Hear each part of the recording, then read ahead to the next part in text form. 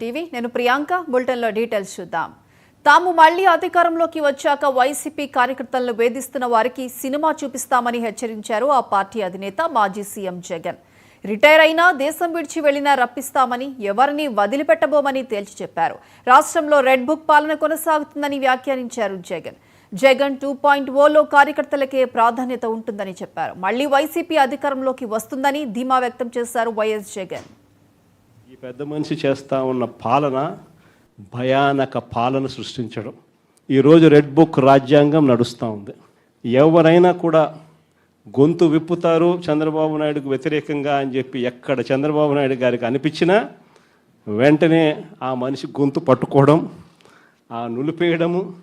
ఇంతవరకు ఎప్పుడు హిస్టరీలో ఇటువంటి కార్యక్రమాలు ఎప్పుడు జరగల. ఒక తప్పుడు సాంప్రదాయానికి పెద్ద మనిషి చంద్రబాబు నాయుడు గారు ఈరోజు బీజం వేస్తూ ఉన్నాడు. ప్రతి నియోజకవర్గంలో కూడా పాత కేసులు ఏమేమి ఉన్నాయని చెప్పి తవ్వుతున్నారు.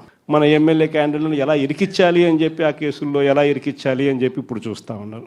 ప్రతి కార్యకర్తకు నేను ఒకటే చెప్తా ఉన్నా, ఎవడెవడైతే మీకు అన్యాయం చేశాడో పర్వాలా, అన్యాయం చేయండి, చేయించుకుంటాం, టైం మీది, కానియండి, కొట్టండి అని చెప్పి చెప్పండి. ఆడు ఎవడు ఏం చేస్తూ ఉన్నాడో పేరు రాసుకోండి. రెడ్ బుక్ అని నేను చెప్పను, కానీ పేరైతే రాసుకోండి. మీరు ఏ బుక్లో రాసుకున్నా పర్వాలా.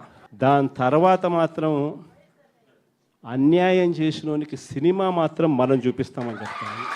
ఆ మనిషి రిటైర్డ్ అయి ఉన్నా కూడా లాక్కొని వస్తా. ఆ మనిషి దేశం విడిచిపెట్టిపోయినా లాక్కొని వస్తా.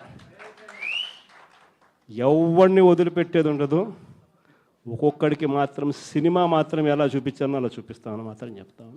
ఖచ్చితంగా వీళ్ళు ఏదైతే నాటుతున్నారో, ఏదైతే ఇత్తుతున్నారో, ఇది రెండింతలు వీళ్ళకి పండే కార్యక్రమం కూడా జరుగుతుందని మాత్రం